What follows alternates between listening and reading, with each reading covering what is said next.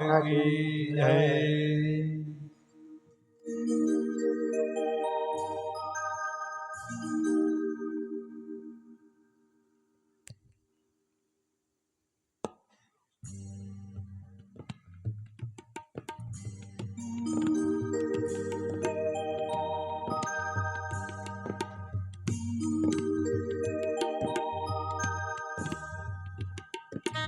આમ તો કથાની અંદર બેસવાના હતા, પણ એમને 11મી તારીખ નજીક છે, પ્રોગ્રામ છે, એની તૈયારીના ભાગરૂપે એમનો પરિવાર આવ્યો. ખૂબ ખૂબ આભાર. આવો ભગવાનનું સતકીર્તન કરી ને પછી આગળની શિવલિંગના પ્રકારોની કથામાં ભાવ કરી.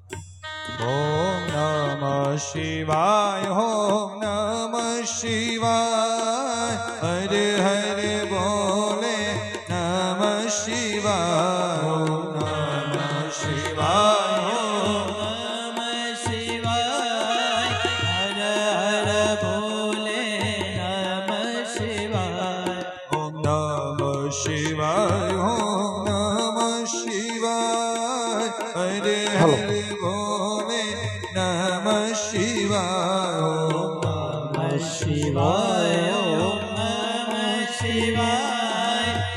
हर हर बोले नमः शिवाय। ओम नमः शिवाय, ओम नमः शिवाय, ओम नमः शिवाय, ओम नमः शिवाय। ओम हर हर बोले नमः शिवाय, ओम हर हर बोले नमः शिवाय।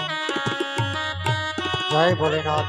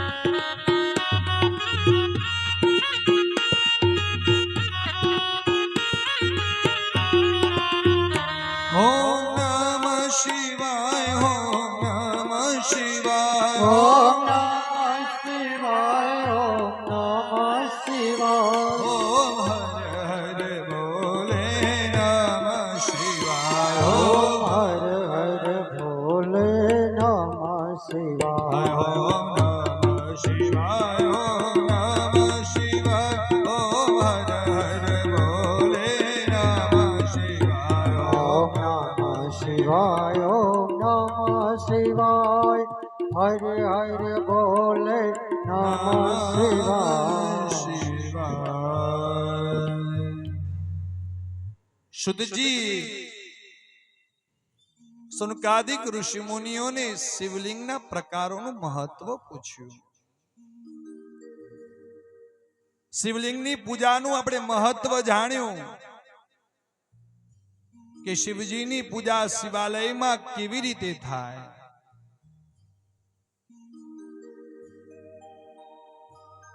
ઘરે જે આપણે શિવલિંગની પૂજા કરીએ છીએ ને એ ચલિત શિવલિંગ છે.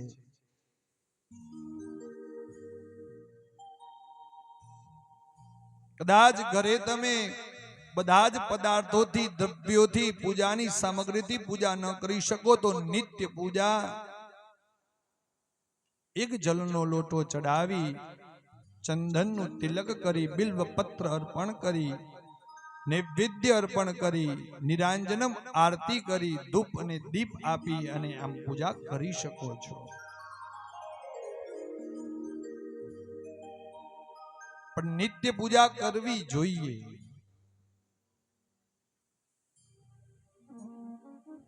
આપણા ઘરની અંદર બહુ જ મોટું મંદિર બનાવ્યું હોય, 10,000 15,000 રૂપિયા ખર્ચીને મંદિરનું નિર્માણ કર્યું હોય ઘરમાં, પણ ઘરની અંદર ગમે તેટલા બધા ફોટા દેવી દેવતાઓના ભેગા કર્યા હોય, મૂર્તિઓ ભેગી કરી હોય, પણ એ મૂર્તિઓ ઉપર અને ફોટા ઉપર મારા બાપ સેપટ વરેલી હોય તો એ નિર્માણ, એ ગૃહના મંદિરના નિર્માણનું મહત્વ શું?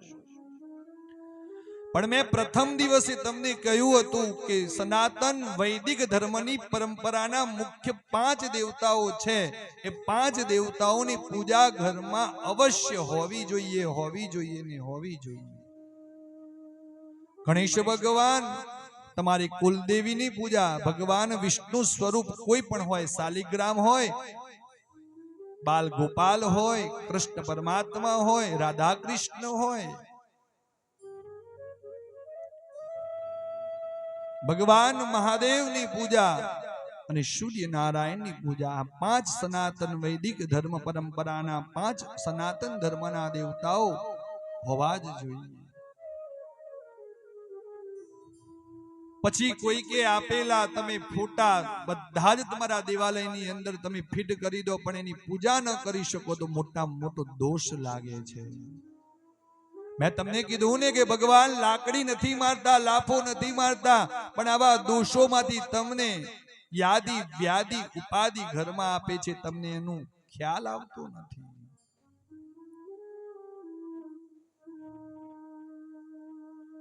એકવાર હું પોતે એક યજમાનના ઘરે પૂજા કરવા માટે ગયેલો. ચંડીપાઠનો મારો પાઠ ચાલતો હતો અને એ પોતે પૂજા કરતા હતા દેવાલયની. ધ્યાનથી સાંભળજો. હવે એમને પોતાના દુકાનમાં જવાનું મોડું થતું હતું, પણ નિત્ય પૂજાનો ક્રમ એમનો આવો જ હતો. મેં પૂછ્યું પછીથી. આ એક ઉદાહરણ આપું છું, દ્રષ્ટાંત તમને આપું છું, લાઈવ જોયેલું, કોઈ કાલ્પનિક વાર્તા નહીં. એમની પૂજાનો ક્રમ કેવો હતો? એક મોટું લોટ બાંધીએ ને આપણે, એવડું મોટું તાંસડું લીધું, જેટલી મૂર્તિઓ હતી એની અંદર ભેગી કરી દીધી. મારા મનમાં કે બધાનો એક સાથે અભિષેક ની પૂજા થશે. એટલે મેં નજર દ્રષ્ટિ કરી, આખું એ તગારું મૂર્તિઓથી ભરેલું લઈને રસોડામાં ગયા. એટલે મારા મનમાં કઈક દ્રવ્ય ખૂટતું હશે પૂજામાં, તો લેવા જતા હશે. પણ આ તો મને અચંબો ક્યારે થયો, હું વિચાર તો ક્યારે થઈ ગયો કે આખું જે પૂજાની મૂર્તિઓથી ભરેલું જે તગારું હતું એ લઈને વસબે સિંહ આગળ ગયા ત્યારે મારું મગજ ફર્યું. મેં તો હવે ભગવાનનું શું થશે?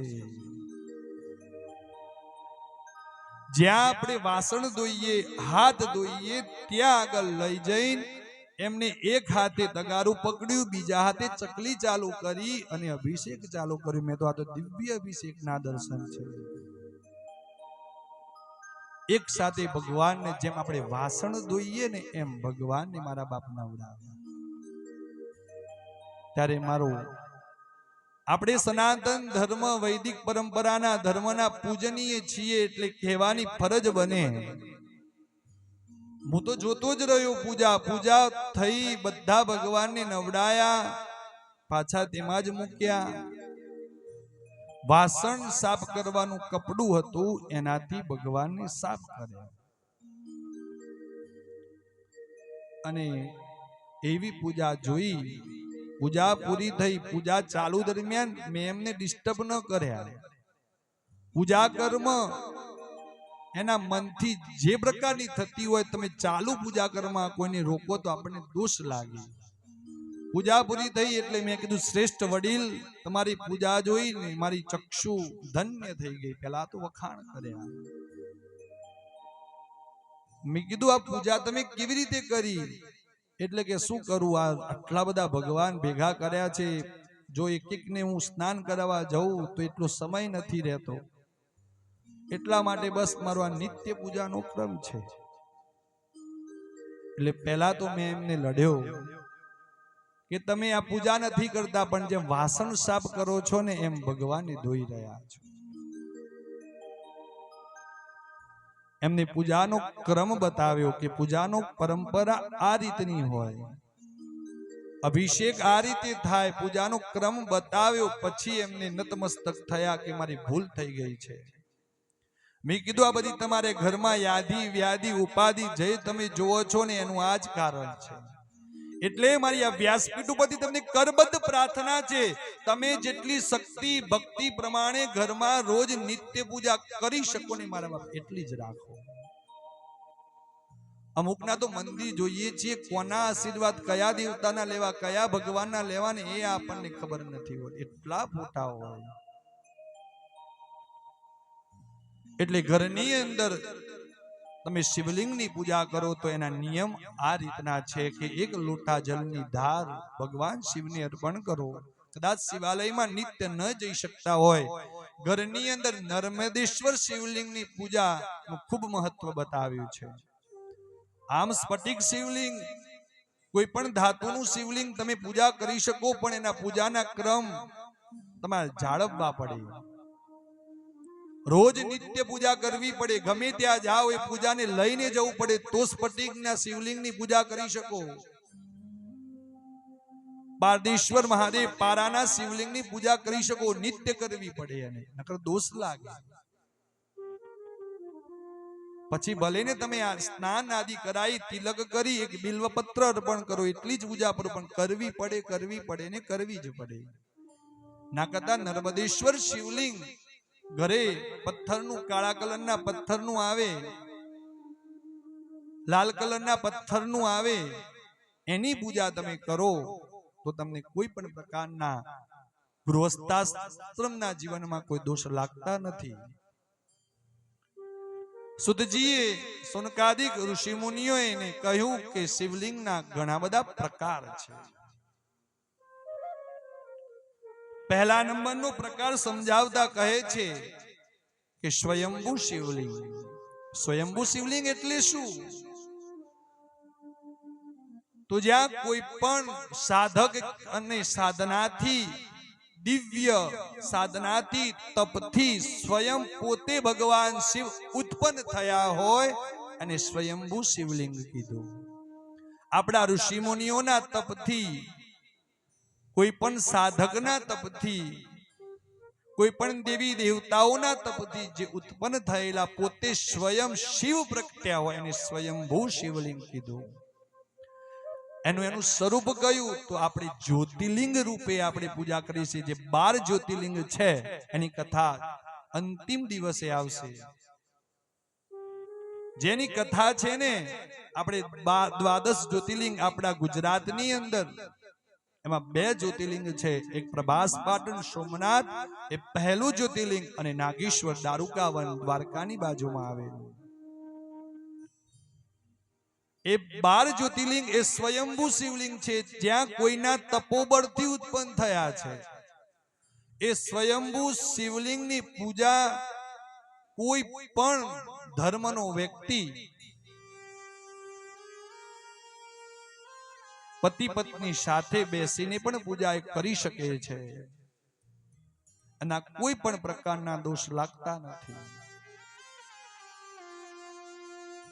બીજા નંબરની અંદર એ સ્વયંભૂ શિવલિંગની પૂજા ખૂબ ઉત્તમ બતાવી છે. ઋષિમુનિઓના તપોબળથી, પૃથ્વીના ભેદનથી ભગવાન શિવ સ્વયં પ્રગટ્યા હોય. કાલે મેં જે કથા કરી હતી, બ્રહ્મા વિષ્ણુનો ઝઘડો શાંત કરી અને એક અગ્નિસ્તંભમાંથી જે શિવ પ્રગટ કર્યા હતા, એ વિશ્વનું પ્રથમ શિવલિંગનો પ્રકાર છે, શિવલિંગની ઉત્પત્તિ છે. શિવલિંગની પૂજાનો પ્રારંભ ત્યારથી થયો.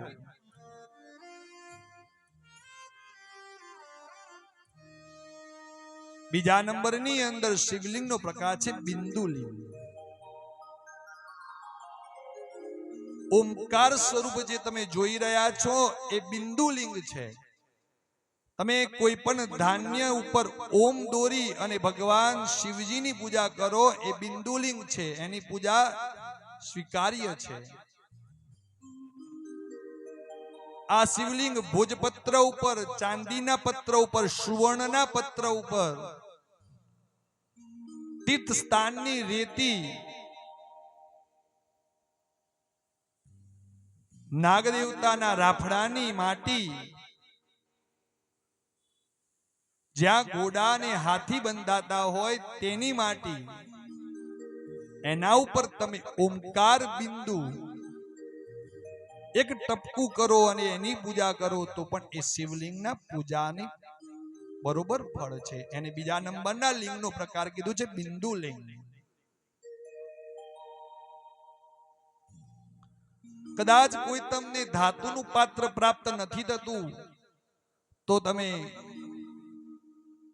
પૃથ્વી ઉપર જમીન ઉપર પણ એક ખાલી પાણીનું અનામિકાની આંગળીથી બિંદુ કરો અને એની પૂજા કરો તો પણ એ બિંદુ લિંગ કહેવાય છે. ત્રીજા નંબરનું છે પ્રતિષ્ઠિત લિંગ. આ પ્રતિષ્ઠિત લિંગ જેટલા તમે શિવાલય જોઈ રહ્યા છો આ પૃથ્વી ઉપર, જે અમારા વિદ્વાન ભૂદેવોના મંત્રોથી પ્રતિષ્ઠિત થયેલા હોય, એ પ્રતિષ્ઠિત લિંગ જેટલા પણ શિવાલયોમાં છે, જે આપણે પ્રતિષ્ઠા કરીએ, 3 દિવસ તો મહોત્સવ ઉજવીએ, અમારા વિદ્વાન ભૂદેવોના મંત્રો દ્વારા જે પ્રતિષ્ઠા થયેલી હોય ને એને પ્રતિષ્ઠિત લિંગ કહેવાય. એમાં નિયમો ખૂબ કઠિન છે. પ્રતિષ્ઠિત લિંગની પૂજા મેં કીધું ને કે સામે બેસીને કદાપી ન થાય. તમારે ઉત્તર બાજુ મુખ રાખવું પડે, દક્ષિણ બાજુ બેસવું પડે, જ્યાં જલાધારી વહેતી હોય એની વિરુદ્ધ દિશામાં બેસવું પડે અને પૂજા કરાય. દર્ભનું આસન, ઊનનું આસન શ્રેષ્ઠ બતાવ્યું. એમાં સ્ત્રી એ પૂજા, પ્રતિષ્ઠિત લિંગની પૂજા સ્ત્રી ન કરી શકે. એને સ્પર્શ ન કરાય, દર્શન કરાય પણ સ્પર્શ કરવાની શિવ મહાપુરાણમાં ના પાડી છે. માનસિક પૂજા કરી શકો છો. અમુક શિવાલયોમાં તો દેખેલું છે મારા બાપ, સ્ત્રીઓ એ શિવલિંગની પખાળ પૂજા કરે. બોલો, આટલા સુધી આપણો ધર્મ પહોંચ્યો છે. ન થાય. બહુ મોટા દોષ લખેલા છે, એટલું યાદ રાખજો. તમારું કર્મ, તમારા દોષ એ આ મારો ભોળિયો નાદ છે ખરો, પણ એની ડિસ્ટ્રોયર પણ કીધો છે, એટલું યાદ રાખજો. પ્રતિષ્ઠિત શિવલિંગની પૂજામાં કોઈ પણ તમે દ્રવ્યથી, પૂજાથી, ભાવથી કરો તો મારો ભોળિયો નાથ સ્વીકાર કરી લે છે. પણ પ્રતિષ્ઠિત શિવલિંગની નિત્ય પૂજાનું 1000 ગણું ફળ પૂજાનું શિવ મહાપુરાણમાં કીધેલું છે. એટલે પ્રતિષ્ઠિત શિવલિંગ કોને કહેવાય?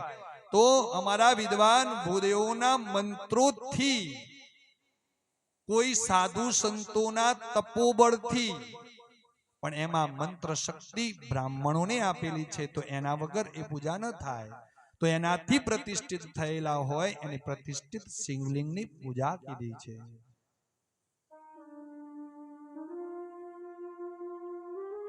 પછી પથ્થરનું હોય, ધાતુનું હોય, કોઈ પણ શિવલિંગ હોય, પ્રતિષ્ઠા કરેલી એની પ્રતિષ્ઠિત લિંગ કીધું. ચોથા નંબરની અંદર ચરલિંગ કીધું. પ્રત્યેક પૂજા કાળમાં બનાવવામાં આવતું એને ત્યારબાદ તરત જ વિસર્જિત કરવામાં આવતું એને ચરલિંગ કીધું. કદાચ તમારા પાસે લિંગ નથી અને શિવજીની પૂજા કરવી છે તો અંગૂઠો છે ને, એ અંગૂઠાની લિંગ સ્વરૂપે પૂજા કરો તો એ પણ ચરલિંગની અંદર આવે છે.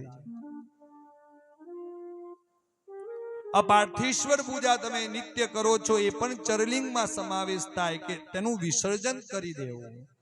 કોઈ તીર્થ સ્થાન ઉપર ગયા છો, દરિયા કિનારો છે, નદીનો કિનારો છે, માટીનું શિવલિંગ તમે બનાવો તમારી જાતે અને એની પૂજા કરો તો પણ એ ચરલિંગમાં સમાવેશ થાય છે.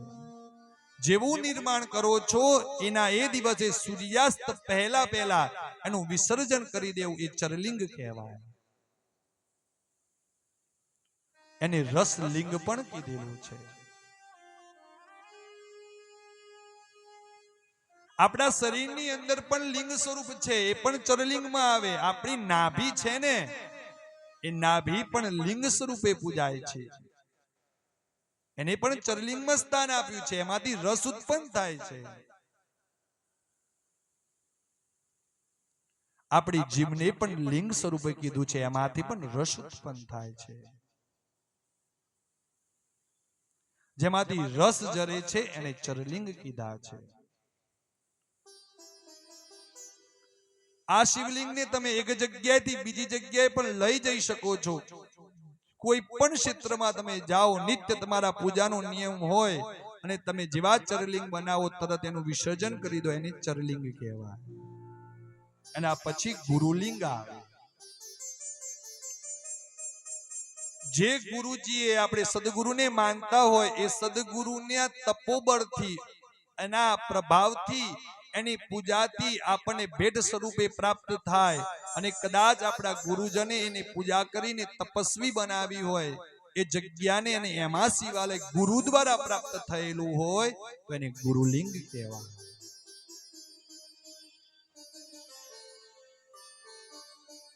અને છેલ્લું છે, બહુ મહત્વની પૂજા છે, પાર્થિવ લિંગ.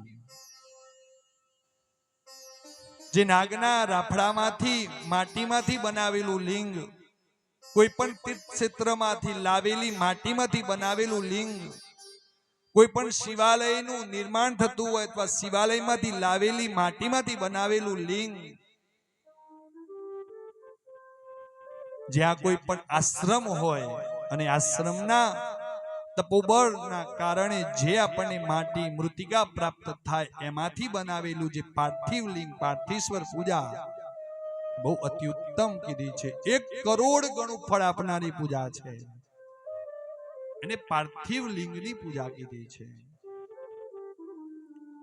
સવારે તમારે એ માટીમાંથી લિંગ બનાવી અને સૂર્યાસ્ત પહેલા કોઈ પણ નદીના જળમાં, તીર્થના સ્થાનમાં એને વિસર્જિત કરીને જે નિત્ય પૂજા કરવામાં આવે, અલગ અલગ એના યંત્રો દ્વારા જે પાર્થિવ લિંગ, તમે યથાશક્તિ સંખ્યા લઈ શકો છો. એમાં 52, 28 અને 108 ની સંખ્યા અતિ ઉત્તમ બતાવી છે. એ આપણા જીવનના અંતકાળ સુધી ફળ આપી દે. પાર્થિવ લિંગની પૂજા. આ શ્રાવણ મહિનો આવ્યો ને તો મારા વિદ્વાન ભૂદેવોને બોલાવી પાર્થિવ લિંગ ઘરમાં માટીમાંથી બનાવી અને નિત્ય પૂજા કરાવો તો અંતકાળ સુધી એનું ફળ આપે છે.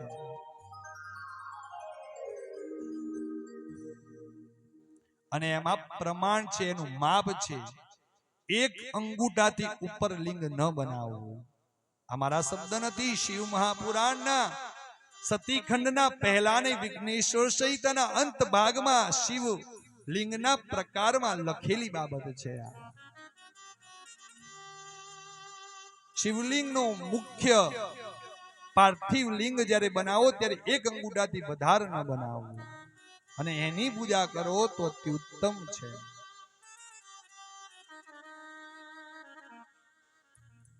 આમ શિવલિંગના અલગ અલગ પ્રકારોનું મહત્વ બતાવ્યું છે. મારા સાથે દરેક યજ્ઞ કર્મમાં કામ કરતા વેદપાઠી ભૂદેવ, જેમને પેટલાદની પાઠશાળામાં શિક્ષણ શાસ્ત્રી શુદ્ધિનો અભ્યાસ કરે એવા જયદેવભાઈ શાસ્ત્રી મારું નિમંત્રણને માન આપીને ઉપસ્થિત થયા છે. એમની પાછળ બેઠેલા દર્શનભાઈ શાસ્ત્રી ખાડી, આવી એક કાળકા માતાનું મંદિર છે, ખારી વાવ કહેવાય, એ ત્યાં પૂજા કરે છે. મુડેટી પાઠશાળામાં તેમને શિક્ષણ શાસ્ત્રી સુધી અભ્યાસ કર્યો એ વેદપાઠી બંને મારા ભાઈઓ છે. એમનો ખૂબ ખૂબ આભાર કે મારું નિમંત્રણને માન આપીને મને આશીર્વાદ માટે ઉપસ્થિત થયા છે. તે કર્મકાંડના મોટા મોટા યજ્ઞના જ્ઞાતા છે. મેં કીધું ને, 1 થી વધારે ભૂદેવ જે ક્ષેત્રમાં ભેગા થઈ જાય એ ક્ષેત્ર તીર્થ ક્ષેત્ર બની જાય છે મારા બાપ. મેં પહેલા સમજાવ્યું કે એમના જમણા પગના અંગૂઠામાં 68 તીર્થ છે. આપણને આશીર્વાદ માટે ઉપસ્થિત થયા છે, એમનો આભાર. આ શિવલિંગના પ્રકારોનું મહત્વ બતાવે છે. એટલે એ લિંગનું મહત્વ દર્શાવતા અહીંયા લિંગાષ્ટકમ છે, જે આદિગુરુ શંકરાચાર્યથી આપણને પ્રાપ્ત થયું છે. આવો એ લિંગાષ્ટકમનું પઠન કરી અને સતીખંડમાં આપણે પ્રવેશ કરીએ. એના શિવજીના પરિવારોનું થોડું મહત્વ સમજી અને પછી સતીખંડ ભગવાન નવદુર્ગાનું પ્રાગટ્યની કથામાં આપણે પ્રવેશ કરવાનો ભાવ કરીએ.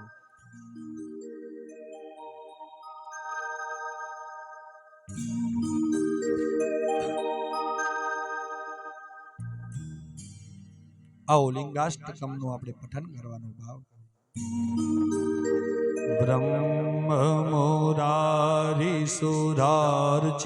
ब्रह्ममुरारिसुरार्चितलिङ्गं निर्मलभासित હાલો शोभितलिङ्गं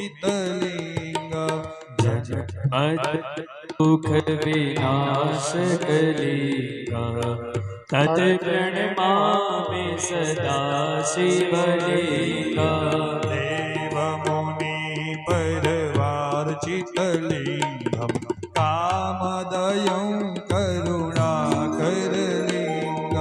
रावण दर्प विनाश कलिका तत् प्रणमामि सदा શિવલિંગમ तत् प्रणमामि सदा शिवलिंगा જય હો હે મહાદેવ ભાવથી હાથ જોડી દરેક લિંગોને યાદ કરીએ બેઠા બેઠા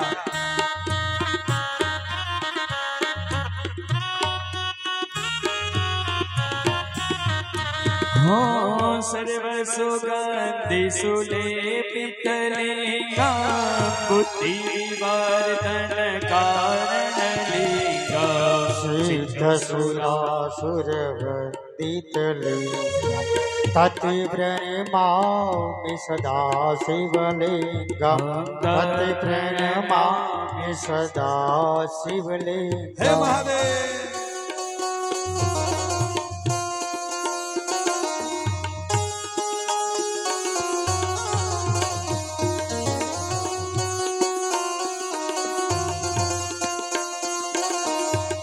જય ભોલેનાથ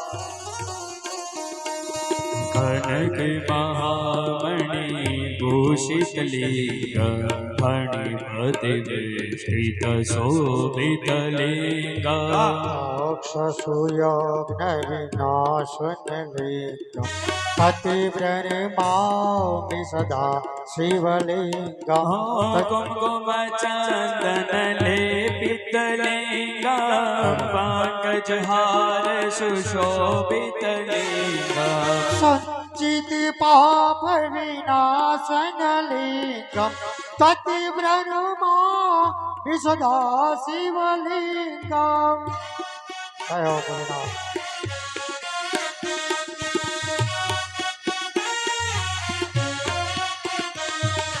देव गणार्चित सेवित लिंग बाहिर भक्ति विरेव चलिंगा नकर कोटि प्रभाकर लिंगं तति प्रणमामि सदा शिवलिंगं अष्टदलो परिवेष्टित लिंगं सर्वसमुद्भव कारण लिंगम् अष्टदरिद्रविनाशनलिङ्गं तत् प्रणमामि सदा शिवलिंगं जय भोलेनाथ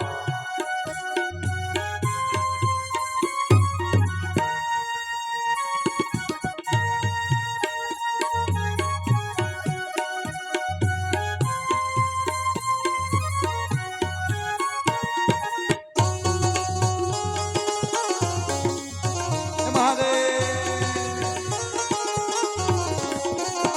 हो सुरगर सुरवर पूजित लिंगा सुरवन पुष्प सदार्चित लिंगा परात्परं परिमात्मकलिङ्गं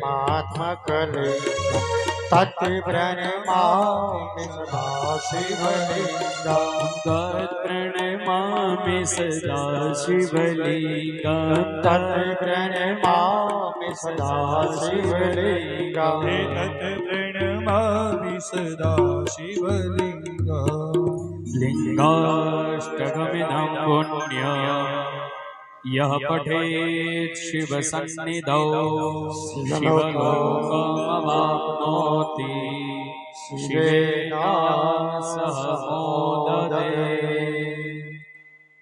શિવાલયની અંદર પૂજા કેવી રીતે કરવી સુધજીના નિયમ પ્રમાણે એની ઉત્પત્તિની કથા પણ આપણે શ્રવણ કરી લિંગના પ્રકાર પણ આપણે જાણ્યા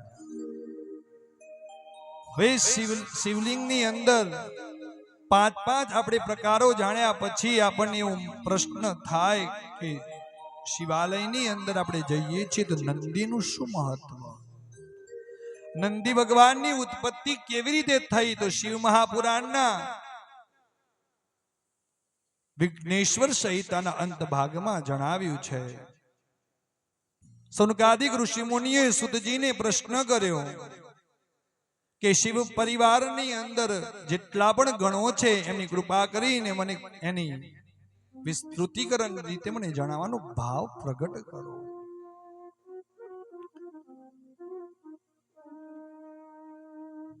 શિવ મહાપુરાણની એક માન્યતા મુજબ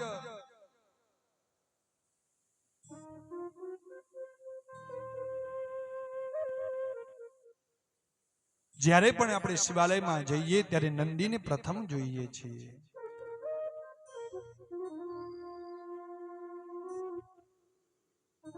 શિલાદ નામના મુનિ હતા. તે પોતે બ્રહ્મચારી હતા.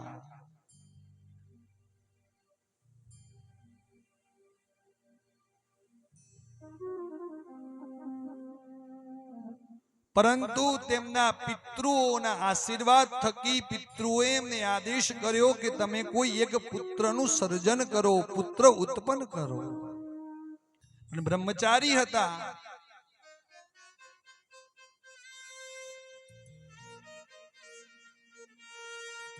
પણ પહેલાના સમયની અંદર ઋષિમુનિઓ પોતાના તપોબળથી, પોતાની સાધનાથી, પોતાની મંત્ર શક્તિઓથી પુત્ર ઉત્પન્ન કરતા હતા. એમાં શિલાદ મુનિએ શિવજી ભગવાનનું તપ કર્યું. ખૂબ વર્ષો વીતી ગયા. તપ કરતાની સાથે એક દિવ્ય રૂપ ઉત્પન્ન થયું. ભગવાન શિવે આશીર્વાદ આપ્યા, વરદાન માંગવાનું કહ્યું. ત્યારે શિલાદ મુનિએ એવું વરદાન માંગ્યું, મને પુત્રની પ્રાપ્તિ થાય, પણ એ પુત્રનું જન્મ કોઈ પણ યોનિથી ન થાય. કેમ કે યોનિથી થાય તો એનો જન્મ થાય તો એનું મૃત્યુ નિશ્ચિત થઈ જાય. મારો પુત્ર અમર રહે. ભગવાન શિવજી તો ભોળિયો નાથ છે મારા બાપ. ભગવાન શિવે વરદાન આપ્યું, પણ વરદાન આપતા પહેલા એક સૂચન કર્યું, પુત્ર પ્રાપ્તિ માટે તમે યજ્ઞ કર્મ કરો અને યજ્ઞ કર્મમાંથી જે શ્રેષ્ઠ ફળ ઉત્પન્ન થાય એનાથી તમારા ઘરે પુત્રની પ્રાપ્તિ થશે. સૂર્યાસ્ત થયો, બીજો દિવસ સૂર્યનો ઉદય થયો, એટલે યજ્ઞશાળા બનાવવા માટે શિલાદ મુનિએ પોતાના શિષ્યોને સૂચન કર્યું. એટલે યજ્ઞ કુંડ બનાવવા માટે તે ખોદકામ કરતા હતા, ખનન કરતા હતા. એમાંથી એક તત્વબળ ભગવાન શિવજીની કૃપાથી, આશીર્વાદથી એક તત્વબળ ઉત્પન્ન થયું. એ બીજું કોઈ નહીં, નંદી હતો. તેનું નામ રાખવામાં આવ્યું નંદી. અને યજ્ઞશાળાની અંદરથી ઉત્પન્ન થયેલો એ નંદી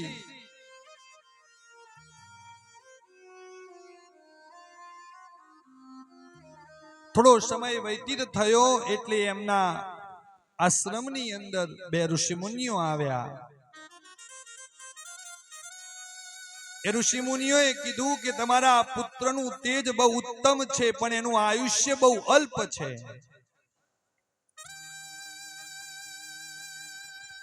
એ આયુષ્ય અલ્પ છે એટલા માટે એને આયુષ્ય નિરોગી અને વધારવા માટે ભગવાન શિવનું તપ કરવું પડશે. એટલે શિલાદ મુનિ નંદી મહારાજ જોડે ગયા. નંદી મહારાજે પોતાના પિતા સમાન, ગુરુ સમાન શિલાદ મુનિને આજ્ઞા માગી. હે પિતાશ્રી, હે ગુરુજન, તમારી જો આજ્ઞા હોય તો હું ભગવાન શિવનું ઘોર તપ કરું અને મારા આયુષ્યને વધારવાનો ભાવ પ્રગટ કરું.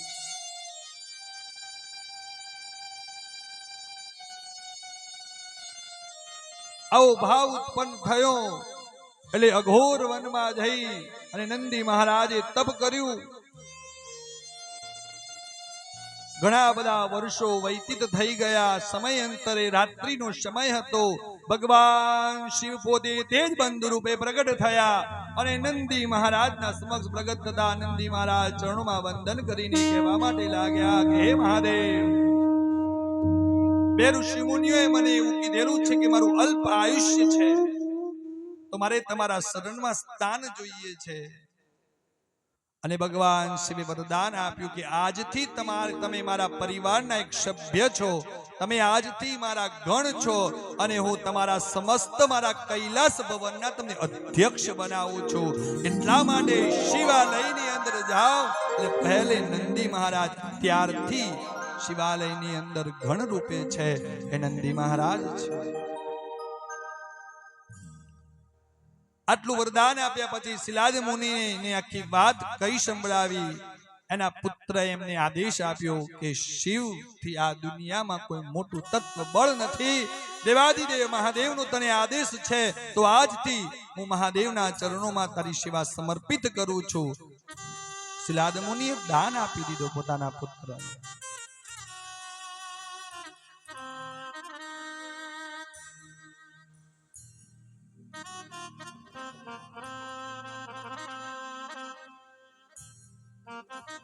બીજા નંબરમાં તમે જાઓ એટલે કુર્મ ભગવાન છે, એને આપણે ગુજરાતીમાં કાચબો કહીએ છીએ. એ પણ ભગવાન શિવનો ગણ છે. એક દિવસ સ્વર્ગની અંદર બધા જ દેવતાઓની સભા ભરાયેલી હતી.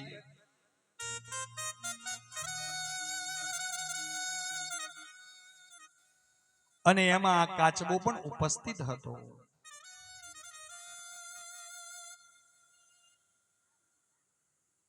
એટલે દરેક ઇન્દ્ર ભગવાને આદેશ આપ્યો કે જેટલા અહીંયા આવ્યા છે એ પોતાનું શક્તિ પ્રદર્શન કરે અને જે શક્તિ પ્રદર્શનમાં વિજેતા થાય એને પોતાને સ્થાન આપવામાં આવશે પૂજા કાર્યોમાં.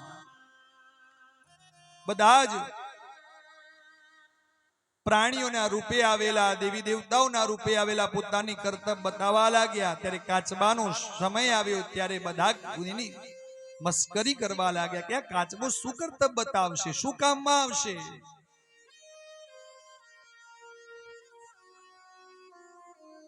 ત્યારે કાચબાએ કીધું કે હું પણ મારું કૌશલ્ય બતાવીશ.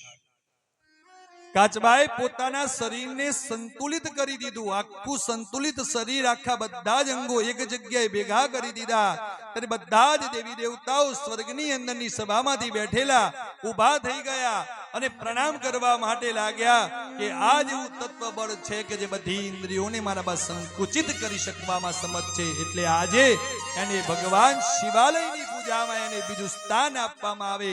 ભગવાન શિવજીએ ઇન્દ્ર ભગવાનને આદેશ કર્યો કે બધાના નતમસ્તક થઈ જાઓ. અને એક કુર્મ ભગવાન એનું નામ આપવામાં આવ્યું. અને એક કાચબો છે ને એ ભગવાન શિવજીનો બીજો ગણ રૂપે પ્રગટ થયો ને આજે પણ આપણે એની પૂજા કરી રહ્યા છીએ. આમ કથા બહુ લાંબી છે પણ સમયાંતર જતા એનું મહત્વ સમજાવી રહ્યું છે. ત્રીજા નંબરની અંદર આપણે શિવાલયમાં જઈએ છીએ ને ત્યારે ડમરું હોય છે. ડમરું શું કામ છે? તો ડમરું એ આપણા જીવનમાં એક મોટું કામ કર્યું છે. જ્યારે પૃથ્વીનું નિર્માણ થયું, સૃષ્ટિનું નિર્માણ થયું ત્યારે વાક વિદ્યા, બોલવું કેવી રીતે એ કોઈની સમજમાં નહોતું. બધા દેવી દેવતાઓ મુદ્રાથી બધી જ વાતોને સમજતા હતા પણ બધાને જ્ઞાન ન હોય. એટલે માં ભગવતી સરસ્વતી માતાએ યાજ્ઞા કરી બ્રહ્માજીને અને બ્રહ્માજીએ ભગવાન મહાદેવને શરણમાં જઈને પ્રાર્થના કરી કે હે ભોળેનાથ, જ્યારે જ્યારે આ પૃથ્વીને જરૂર પડી ત્યારે તમે જ આગળ આવ્યા છો, તો તમે કેવું કોઈ ઉત્પન્ન કરો એવી ભાષા કે જેથી કરી લોકો વાતચીત કરી શકે. વાતોથી, એ મંત્રોથી, એ સાધનાથી દેવી શક્તિઓ જાગૃત થાય. એટલે ભગવાન શિવ પોતાના નિંદ્રા અવસ્થામાં, સમાધિ અવસ્થામાંથી બહાર આવી એક પગે ઉભા રહી અને એવું તત્વબળ ઉત્પન્ન કર્યું જે નાદ કહેવાય. નાદ ઉત્પન્ન કર્યો, ડમરું વગાડ્યું. એમાંથી ભગવાન શિવે સંસ્કૃત ભાષાના સ્વરોને ઉત્પન્ન કર્યા, જે આજે પણ અહીંયા ઉપસ્થિત છે.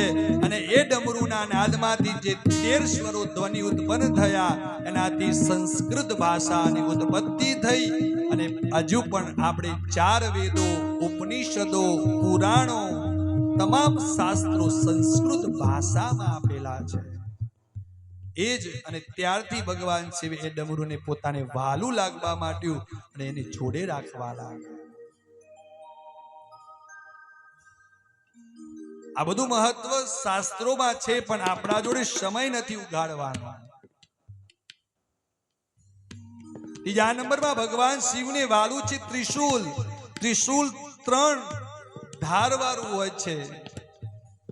સત્વગુણ, રજોગુણ અને તમોગુણ, સર્જન, પોષણ અને પ્રલય 3 વસ્તુ બતાવે છે. અને 3 વસ્તુથી જ આપણું શરીર પણ ચાલે છે. સત્વગુણ, રજોગુણ અને તમોગુણથી. 3 દેવા છે, બ્રહ્મા, વિષ્ણુ, મહેશ. 3 શક્તિઓ છે, મહાકાલી, મહાલક્ષ્મી, મહાસરસ્વતી. આ તમામનું પ્રતીક એક ત્રિશૂલ છે. કે જ્યારે જ્યારે આ ધરતી ઉપર યાદિ, વ્યાધિ, ઉપાધિ, રાક્ષસોનું તત્વબળ, શક્તિઓ વધી ગઈ, ત્યારે તમોગુણી શક્તિઓને દૂર કરવા માટે મારા મહાદેવ ભોલેનાથે પ્રહાર એ શસ્ત્ર ત્રિશૂલનો ઉપયોગ કર્યો છે. અને આ ધરતીને મારા બાપ તમોગુણી રહિત કરી છે. આ ધરતીને જે મલિન શક્તિઓ રહિત કરી છે, એનો સંકોચિત કર્યું છે. એટલા માટે ત્રિશૂલ ભગવાન શિવને ખૂબ વાલું છે. આમ એમના જે પણ શિવ પરિવારના ગણો છે, એનું મહત્વ આ શિવ મહાપુરાણમાં બતાવ્યું છે. ત્રીજા નંબરની અંદર શિવજીનું આભૂષણ એ નાગ છે. એ નાગને બીજું નામ પશુપતિ પણ કહેવાયું છે. પાતાળ લોકની અંદર જેને સ્થાન પ્રાપ્ત કર્યું છે, એ નાગ દેવતા છે.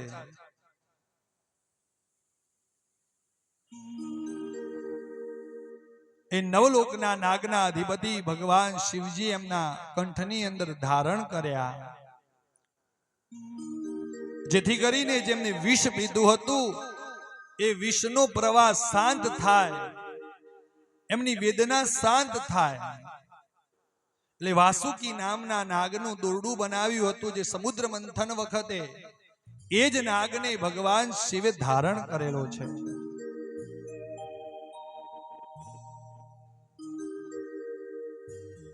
શિવના બાજુબંધ પણ સર્પો છે. અને ત્યારથી ભગવાન શિવજીએ નાગ મહારાજ સર્પદેવને ગોગા મહારાજ અત્યારે કલયુગમાં આપણે નામ આપ્યું છે, એમને ધારણ કર્યા. એ શું સૂચવે છે? તો મારા બાપ આ સમગ્ર સૃષ્ટિ ઉપર મેં પહેલા કીધું ને, જે ઝેર રોકવાનું કામ કરે છે ને, એને એક સંદેશો આપ્યો છે કે તમારા પોતાના દુર્ગુણોને તમારા નાભી સુધી મારા બાપ ન પહોંચવા દો. કામ, ક્રોધ, લોભ, મોહ, મત્સર, માયા ને અભિમાન ને તમારા નાભી સુધી ન પહોંચવા દો, નકર એ તમારા પોષણ રૂપે તમારા આખા શરીરને પ્રસરી જશે ને, તો તમને સગુણ સારો વિચાર, સત્વ વિચાર કદાપી તમને નહીં આવે. એ સૂચન કરે છે.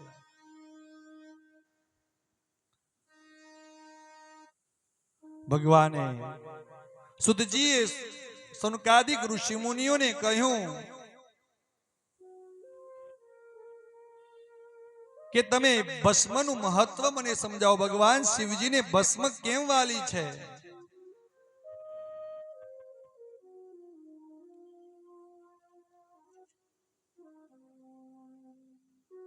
સુત પુરાણી કહે છે, સર્વમંગલદાયક ભસ્મ 2 પ્રકારની છે. એક મહાભસ્મ, બીજું સ્વલ્પ ભસ્મ. મહાભસ્મ ભિન્ન ભિન્ન પ્રકારની છે. તે 3 પ્રકારની છે: સ્રોત, સ્માર્ત અને લૌકિક. સ્વલ્પ ભસ્મ ઘણા પ્રકારની છે. સ્રોત, સ્માર્ત ભસ્મ બ્રાહ્મણો માટે જ વપરાય છે, કારણ કે એમને જ આક્રામ કરવાનું હોય છે. કોઈ પણ વિદ્વાન ભૂદેવ ભસ્મનું ત્રિપુંડ કરેલું હોય અને એના દર્શન થઈ જાય ને તો સાક્ષાત મારા બાપ મહાદેવના તમે દર્શન કર્યાનું ફળ પ્રાપ્ત થાય છે. અમારા શબ્દ નથી, શિવ મહાપુરાણના શબ્દ છે.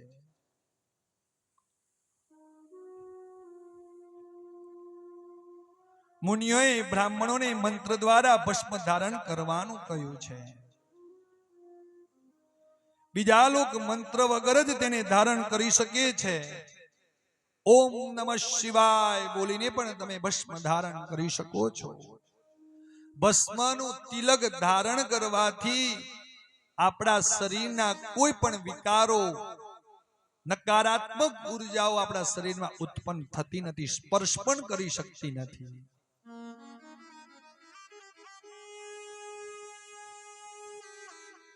અને બ્રાહ્મણ સિવાયના બીજા બધા જ્ઞાતિના લોકોએ ગોબરથી, ગાયના છાણાથી જે ભસ્મ ઉત્પન્ન થાય ને એના માટે અતિ ઉત્તમ કીધી છે.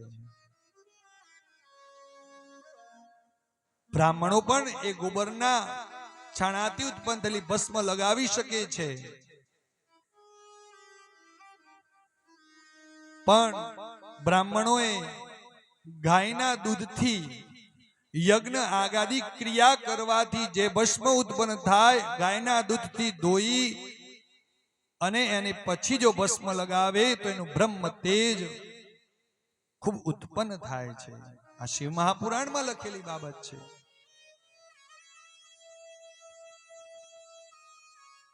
ત્રણ સંધ્યાના સમયે જે શિવ ભસ્મનું ત્રિપુંડ કરે તે બધા જ પાપોમાંથી મુક્તિ બની શિવની સાથે આનંદને પ્રાપ્ત કરે છે. આકાર, ગાર્હપત્ય, અગ્નિરૂપ, અગ્નિ પૃથ્વી તત્વ, ધર્મ, રજોગુણ, ઋગ્વેદ ક્રિયા, શક્તિ, પાત્ર સેવન, આ પ્રથમ રેખાના 9 દેવતા છે. ત્રિપુંડની અંદર 9 દેવતા સમાયેલા છે.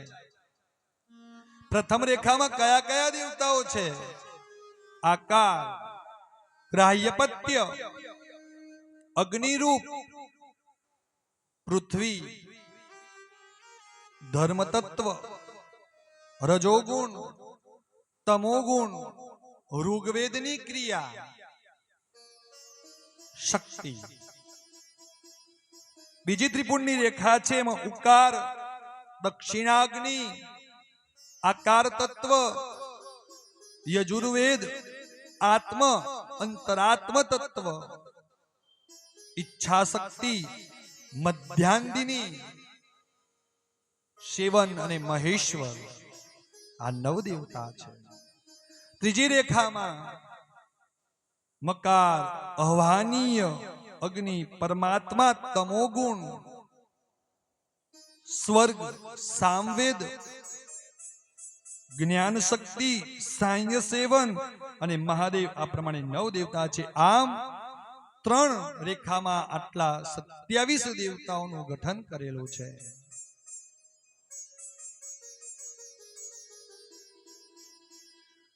સ્નાન દેવતાના વિસ્તારથી કયા પ્રમાણે સંબંધિત સ્થાનોને સાંભળો. શરીરના 32, 16, 8 કે 5 સ્થાનો પર દેવતાઓનો ન્યાસ કરવાનો કીધો છે. આમ શિવ મહાપુરાણમાં ભસ્મનું ખૂબ મહત્વ દર્શાવ્યું છે. આપણે તો તિલક જ નથી કરતા, પછી ભસ્મની વાત તો ક્યાંથી આવે? આપણે સનાતન હિન્દુ ધર્મ એવી ઓળખ આપીએ છીએ ખરા, પણ મારા બાપ આપણે તિલકને મહત્વ નથી આપતા. કોઈ પણ વ્યક્તિ તિલક વિનાનો સામે મળે ને તો એનાથી મોટું કોઈ અપશુકન નથી મારા બાપ. એટલે સનાતન હિન્દુ ધર્મને તમે કહો છો ને તે મારે હિન્દુ રાષ્ટ્ર બનાવવું છે, હિન્દુ રાષ્ટ્ર બનાવવું છે. તમે તમારી નોકરી ઉપર જાઓ, વિદ્યાભ્યાસ માટે જાઓ, ઘરના કામકાજથી બહાર જાઓ, તો મારા બાપ એક ખાલી તિલક કરીને નીકળો ને તો મારા બાપ હું ચોક્કસ સાથી ઠોકીને કહીશ કે આ હિન્દુ રાષ્ટ્ર બનતા વાર નહીં લાગે. ખાલી એક તિલક કરવાની આટલી તાકાત છે. કેમ અગ્નિચક્ર તત્વબળ જાગૃત થાય છે તિલક કરવાથી. તિલક કરવાનું મુખ્ય સ્થાન આપણી જે ભ્રમર છે એના વચ્ચેનો જે ભાગ છે ને ત્યાં અગ્નિ તત્વ જાગૃત થાય. અત્યારે તો બહેનો પણ તિલક છોડી દીધા હતા. પહેલા તો બહેનો પણ ચાંદલો કરતા. અત્યારે બહેનોના જે ચાંદલા સ્થાન બાથરૂમમાં લઈ લીધું. ચકલી હોય ને બાજુમાં અડીને ત્યાં ચાંદલો ચોંટાડેલો હોય. પછી આપણે કમ્પ્લેન કરીએ કે મહારાજ મારા ઘરવાળાને શરદી વધારે રહે છે, તો રેજ ને આખો દાડો પાણી મારે. રસોડાની અંદર જોઈએ તો રસોડાના દિવાલો ઉપર ચાંદલો ચોંટાડેલો હોય. કોઈ પણ સુહાગન સ્ત્રી કુમકુમનું તિલક પણ આવશ્યક છે. ભલે બીજા ચાંદલા લગાવો કે ન લગાવો, પણ તિલક કરવાથી આપણા જીવનમાં સૌભાગ્યવતીની પ્રાપ્તિ થાય બહેનોના જીવનમાં. અને પુરુષબાઈ તિલક લગાવે તો એનું આયુ, આરોગ્ય, ઐશ્વર્ય નિરોગી રહે છે.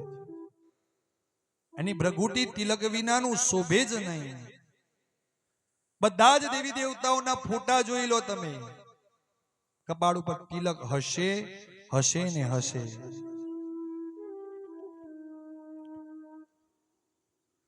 સ્નાનમ દાનમ તપમ હોમમ દેવતા પિતૃકર્મશ્ચ તત્સર્વ નિષ્ફલમ યાતિ લલાટમ તિલકમ હિના.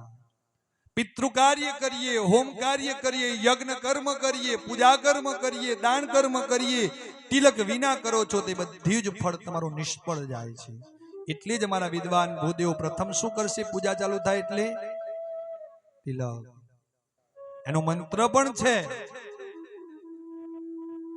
યજુર્વેદની અંદર તિલકનો મંત્ર પણ બતાવેલું છે. મારા ભૂદેવો તમારો સ્વસ્તિ વાચન મંત્ર દ્વારા તિલકના આશીર્વાદ આપે છે.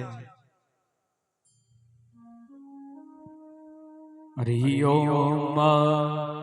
સ્વસ્તિ ન ઇન્દ્રો વૃદ્ધસ્રવા સ્વસ્તિ ન ભૂગા વિશ્વવેદા સ્વસ્તિ નસ્તાર્ક્ષ્યો અરિષ્ટનેમિ સ્વસ્તિ નો બૃહસ્પતિર્દધાતુ. આ તિલકનો મંત્ર છે.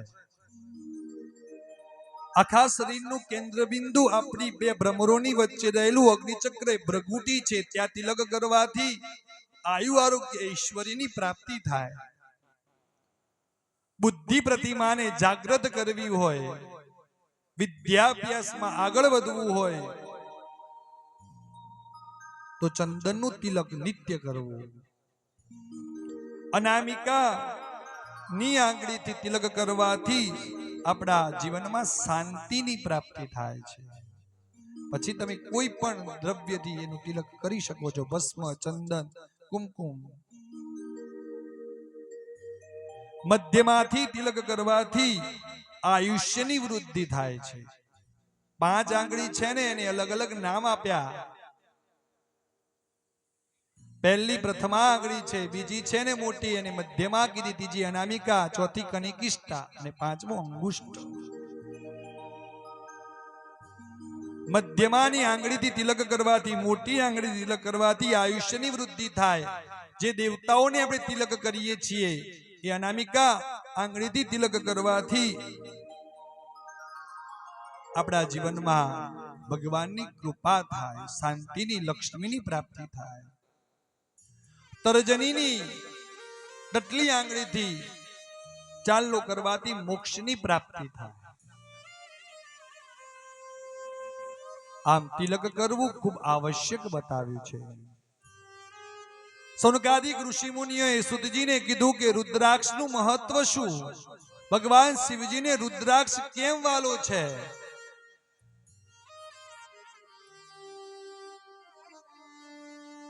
સુતજીએ કહ્યું, સૌનકાદિક ઋષિઓને કહેવા માટે લાગ્યા કે રુદ્રાક્ષ એ શંકરને અત્યંત પ્રિય છે.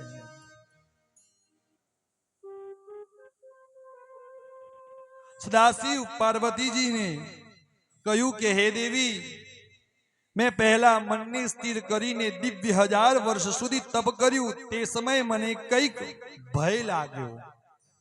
બોલા ભગવાન શિવજીને પણ ભય લાગ્યો હતો. તો આપણે તો ડગલે ને પગલે ભય લાગે છે.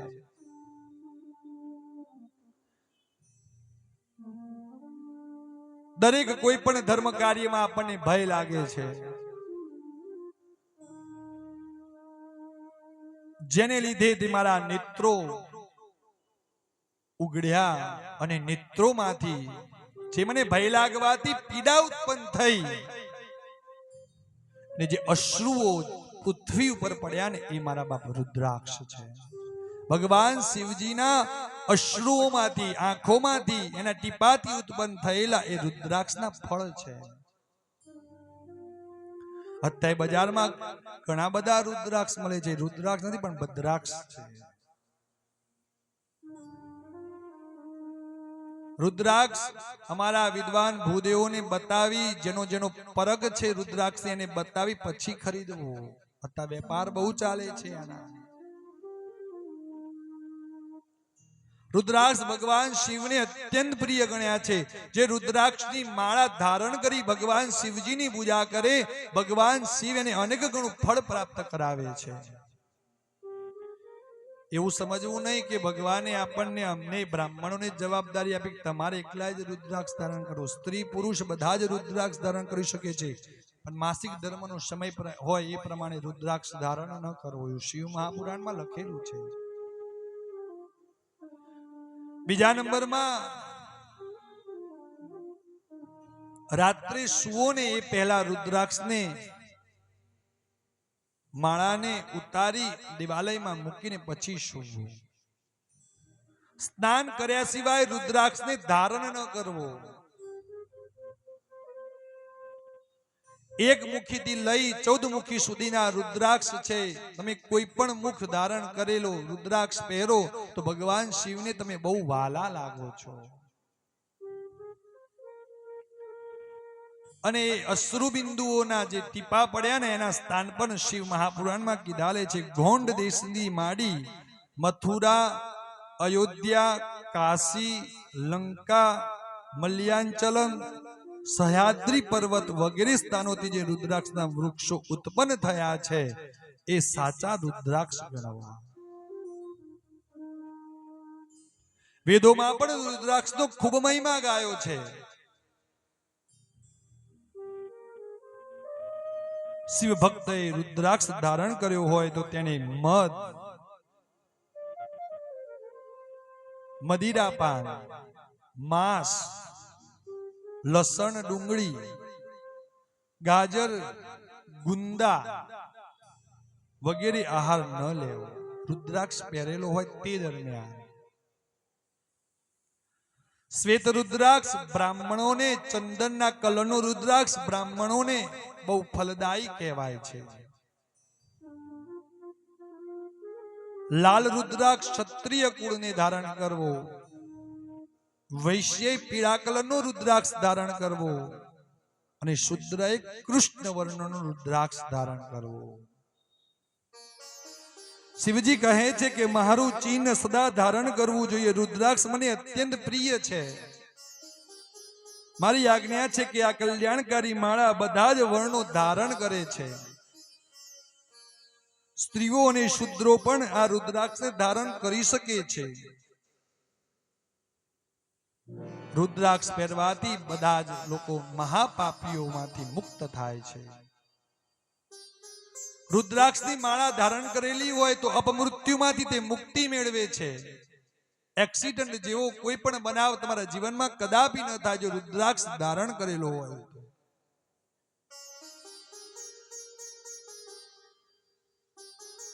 આમ મારી કરબદ્ધ પ્રાર્થના કે આપણી હિન્દુની ઓળખ શું છે, સનાતન ધર્મની ઓળખ કઈ, બીજા ધર્મના લોકોએ દરેકે પોતાનું ચિહ્નને ઓળખ આપી, પણ આપણી ઓળખ કઈ બધી જ આપણે ભૂલી ગયા. એ તો બધું બ્રાહ્મણોને જવાબદારી, સાધુ સંતોને, મહંતોને સોંપી. પહેલું શિખાબંધન, શિખા રાખવી મસ્તકમાં. અત્યારે તો બહેનોએ ફેશનની દુનિયામાં આવીને ધીમે ધીમે એમને પણ શિખા રાખી હતી શક્તિ માટે, એમને ધીમે ધીમે નાની કરવી દીધી. હિન્દુ ધર્મની પ્રથમ ઓળખ છે શિખા. બીજા નંબરની અંદર સૂત્ર, કોઈ પણ દોરો. એટલે કે મારા જોડે બ્રાહ્મણો જોડે જનોઈ છે, એ મારી ઓળખ છે. ત્રીજા નંબરમાં કંઠમાં માળા, તુલસીની માળા હોય, રુદ્રાક્ષની માળા હોય અને તિલક. આ બધા આપણા સનાતન હિન્દુ ધર્મના આપણા ચિહ્નો છે, ઓળખ છે આપણી. પણ આપણે બધી નષ્ટ કરી દીધી ને એટલે આપણે હવે ઓળખવા બેઠા છીએ કે સનાતન ધર્મ શું છે. સનાતન ધર્મ એટલે શું? તો હું તમને કહું, સનાતન વૈદિક પરંપરા ધર્મ કોઈ વ્યક્તિએ ઉત્પન્ન કરેલો નથી. આ પૃથ્વી જ્યારે ઉત્પન્ન થઈ ત્યારથી આદિ અનંત કાળ સુધી એ છે. આ બધા તમે જોવો છો ને ધર્મો, એ ધર્મો એ સનાતન ધર્મ નથી. એ તો સંપ્રદાયો છે મારા બાપ, લોકો દ્વારા ઉત્પન્ન થયેલા એ સંપ્રદાયો છે, ધર્મ નથી. પણ આપણા તત્વ બળોથી, આપણા ઋષિ મુનિઓના તપો બળોથી જે વૈદિક પરંપરા સનાતન ધર્મ જે થયો ને, એ મારા બાપ આપણો સનાતન ધર્મ છે. કોઈ વ્યક્તિ દ્વારા ઉત્પન્ન થયેલો એ સનાતન ધર્મ નથી. આટલામાંથી બેઠેલા કોઈ ન કહી શકે કે સનાતન ધર્મ કોને ઉત્પન્ન કર્યો. અને એ વૈદિક પરંપરાની જાળવણી કરવીની આપણા સૌની મારા બાપ નૈતિક ફરજ છે. અત્યારે બાંગ્લાદેશની સ્થિતિ જુઓ કેવી છે. જો મારા બાપ આપણે હિન્દુ ધર્મને જાગૃત નહીં કરીએ અને આપણે નહીં જાગીએ ને તો ઘરની અંદરથી આપણી બધી વસ્તુઓ સમય આવશે ને ત્યારે લઈને મારા બાપ જતા રહેશે. એટલે જાગવાનું કીધું છે મારા બાપ. અત્યારે જ બનાવ બની રહ્યો છે. એ બાંગ્લાદેશના વડાપ્રધાન ભારતમાં આવીને બેઠા છે. મારા બાપ આપણે જાગવાની જરૂર છે. અને આ જાગવા માટે તો આ કથાઓ આપી છે, યજ્ઞ યાગાદી ક્રિયાઓ આપી છે. અમે બંધ કરી દઈએ ને તો મારા બાપ તમે હાવ સુઈ જાઓ. સનાતન ધર્મની હાલત કેવી છે હું તમને એક નાનું ઉદાહરણ આપું. આપણે 25-50 દિવસ સુધી ઘરને તારું મારીને ઘરની બહાર આખો પરિવાર જતા રહીએ અને પછી આવીએ, જે બધા જ વસ્તુઓ આપણા ઘરના બધા જ જેટલા પણ વસ્તુઓ છે ખરીદેલી એના પર સેપટ જે વરીલી હોય ને, એવી હાલત મારા બાપ આપણા સનાતન ધર્મની છે. આપણા ઋષિ મુનિઓ સનાતન ધર્મની એ સેપટો ઉડાડીને આપણને શીખવાડીને ગયા. પણ જેમ જેમ અંગ્રેજો આવ્યા, મુગલો આવ્યા, બીજા બધા દેશના લોકો આવી અને સેપટ જે નાખીને ગયા છે ને, હજુ સુધી મારા બાપ ઉડી નથી એ સેપટ. અને કદાચ એ સમયે આપણા ફૂટી ન ગયા હોત અને કદાચ જેમ 50 દિવસ સુધી ઘરના બારી બારણા બંધ રાખીને સેપટ વરી હોય ને, કદાચ એક બારી મારા બાપ ખુલ્લી રાખી હોત તો મારા બાપ એટલી સેપટ આપણા ઘરમાં જેમ ન વળી હોત ને, તો અત્યારે સનાતન ધર્મ ઉપર એ સેપટ આજ દિન સુધી ન વળી હોત. અને આપણે આ કાર્ય મહંતો, સંતો, બ્રાહ્મણો, ભક્તો પોતાની ભક્તિ દ્વારા કરી રહ્યા છે. સૌનકાદિક ઋષિ મુનિઓએ કીધું કે રુદ્ર સંહિતા સૃષ્ટિખંડ શું છે, સતીખંડ શું છે, એની મને કથા કહો. મૃત્યુંજય મહાદેવ પાહિ મામ શરણાગતમ. જન્મ મૃત્યુ જરા વ્યાધિ પીડિતં કર્મબંધનૈ. સનુકાદિક ઋષિ મુનિએ સુતજીને પ્રશ્ન કર્યો. ટૂંક સમયમાં આપણે આ નવદુર્ગાનું પૂજન કરી, પ્રાગટ્ય કરી, સતી માતાનું જે દક્ષ પ્રજાપતિના યજ્ઞની કથા છે એનું વર્ણન કરીશું. સૌનકાદિક ઋષિમુનિઓએ એના પ્રારંભમાં સ્વયંભુ મનુ અને શતરૂપાની મૈથીની સૃષ્ટિની જે આપણે જીવી રહ્યા છીએ ને સૃષ્ટિની રચનાની કથા કરી છે. આટલી વિશાળ દ્રષ્ટિ આપણને ભગવાને ખૂબ આપી છે જોવાની, પણ અલગ અલગ વ્યક્તિની અલગ અલગ દ્રષ્ટિ હોય છે જોવાની. આખી સૃષ્ટિની અંદર આપણે આપણી નજર ફેરવીએ તો આપણને રોજ અલગ અલગ બધું જોવા મળે છે. ખાલી આપણી આ આંખને સુધારી કાઢીએ ને તો આ જીવનના બધા જ પ્રશ્નો હલ થઈ જાય મારા બા. આ સૃષ્ટિની સંરચના મહાદેવજીની આજ્ઞાથી મારા શરીરને બે ભાગમાં વિભક્ત કરી સ્ત્રી અને પુરુષ ઉત્પન્ન કર્યા. સ્વયંભુ મનુ અને રાણી શતરૂપા હતા.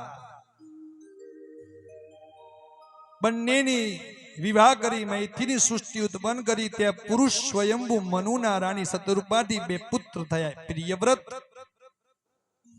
અને ઉત્તાનપા. ત્રણ પુત્રીઓ થઈ, આકૃતિ, દેવહૂતિ અને પ્રસૃતિ. આપણે કહીએ છીએ ને પ્રસૂતિ થઈ. એ ત્રણ કોની પુત્રી? સ્વયંભુ મનુના. રાણી શતરૂપાથી બે પુત્ર પ્રિયવ્રત અને ઉત્પાદમાં થયા. એના ત્રણ પુત્રીઓ થઈ, આકૃતિ, દેવહૂતિ અને પ્રસૃતિ. આકૃતિને રુચિક મુનિએ તથા દેવહૂતિએ કરદમ મુનિએ ગ્રહણ કરી તથા દક્ષ પ્રજાપતિએ પ્રસૃતિના સ્વીકાર કર્યો. ત્યારબાદ એમના સંતાનોથી આખું જગત વ્યાપ્ત બન્યું. આપણે બધા સ્વયં મનુના સંતાન છે એટલે મનુષ્ય કહીએ છીએ. રુચિથી આકૃતિના ગર્ભથી યજ્ઞ અને દક્ષિણા નામનું સ્ત્રી પુરુષનું જોડકું ઊભું થયું. એટલે જ યજ્ઞ કાર્યની અંદર વારંવાર કયો શબ્દ વાપરવામાં આવે છે? દક્ષિણા. યજ્ઞ એ દક્ષિણાના 12 પુત્રોને જન્મ આપ્યો. કરદમ દ્વારા દેવહૂતિને પણ અનેક સંતાનો ઉત્પન્ન થયા. દક્ષને પ્રસૃતિથી 24 કન્યાઓ ઉત્પન્ન થઈ. એમાંથી એને શ્રદ્ધા, લક્ષ્મી, તુષ્ટિ, પુષ્ટિ, મેઘા, ક્રિયા, વાયુ, શાંતિ, સિદ્ધિ